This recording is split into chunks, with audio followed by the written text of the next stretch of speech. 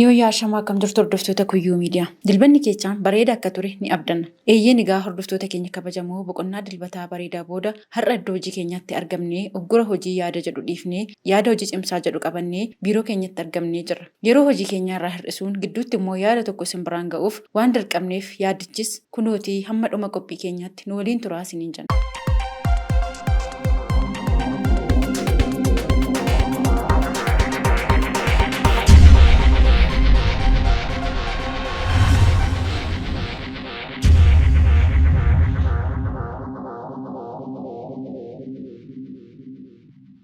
Uggurri hojii dhaabuu yoomii fi maaliif labsamaa?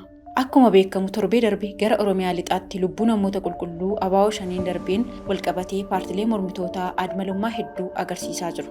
Mucaa boo'utti jiru jabbii miilarra ejjette akkuma jedhamu paartileen morkattootaa kan paarlaamaa saba bal'aa keessa taa'anii uummata Amaaraa bakka bu'uun ofiin jedhan durumaanuu kan uummanni isaanii isaan hin filanne kan uummanni isaanii isaan hin jaalanne Dr. Abiyyi dirree dimokiraasii bal'isuuf aadaa hin baramne barsiisuuf gaafa gara paarlaamaatti isaan galchu isaan garuu shira xaxuu isaanirraa of qusachuu hin dandeenye. Lubbuun lammiilee qulqulluu naannoo lixaatti bade nama kamuu kan gaddisiisuu fi kan nama ta'uu namaa nama jibbisiisu ta'uu kan wal nama gaafachiisu miti. Haa ta'uutii finxaaleeyyiin maqaa Amaaraatiin daldalan isa kana dawoo godhachuudhaan dibbee jibbaa uummata Oromoo fi uummata Amaaraa kan seenaa guddaa waliin qabu uummata walitti dhiigee wal irraa horee waliin jiraachaa aadaa fi duudhaa isaa waliin eeggachaa waliif kabajaa as ga'e gidduutti summii jibbaa facaasaa jiru.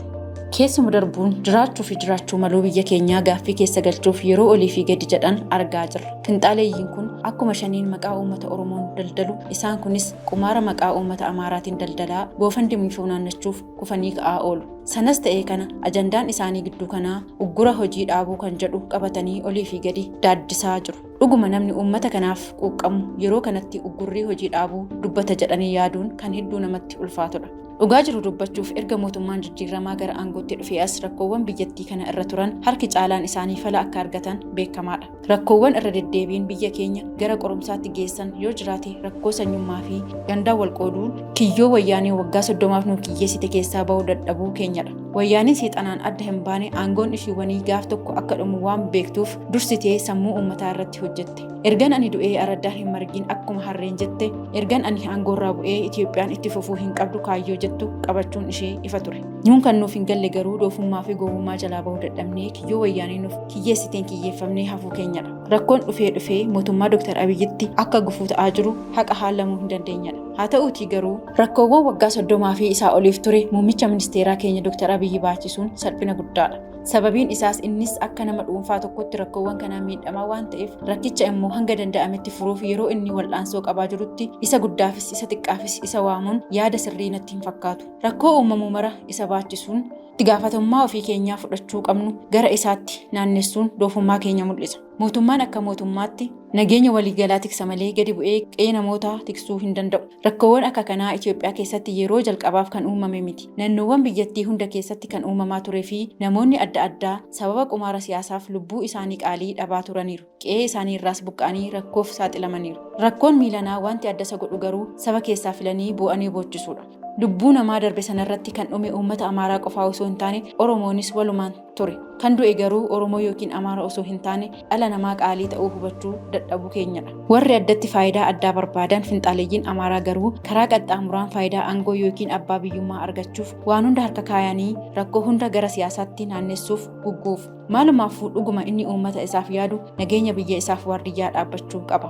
Amaara qofa filee boo'urra lubbuu dhala namaa kan Waaqayyo qixa uumeef quuqqamuu qaba. Qaala'insa jireenyaa kanaan uggura hojii labsuurra haadha hiyyeessaa gadi baatee raafuu akka facaafattu ashaaraa magariisaa akka dhaabdu gorsuu qaba. Jibbi sanyummaa fi gandaan wal qooduu hiree Sooriyaa fi Yemen yoo nuuf qoode malee eessanuu nu ga'uu hin danda'u.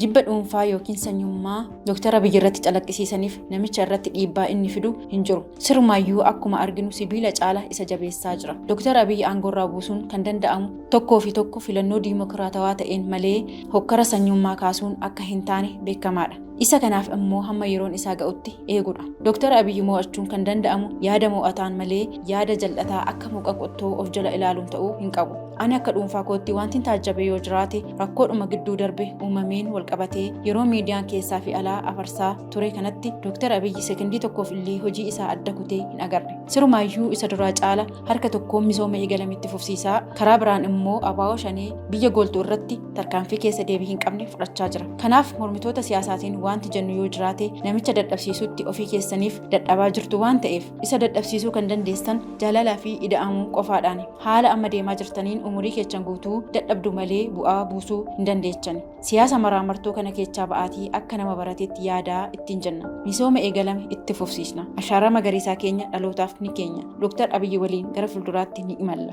Hordoftoota Kuyyuu Miidiyaa waan hordoftaniif galatoomaa isiniin jechaa hamma qophii biroo walitti deebinutti nagaan nuuf turaa isiniin jenna. Kuyyuu Miidiyaa laayik, sheer, sabskiraayib gochuu hin dagatinaan dhaamsa keenya. Horaa bulaa.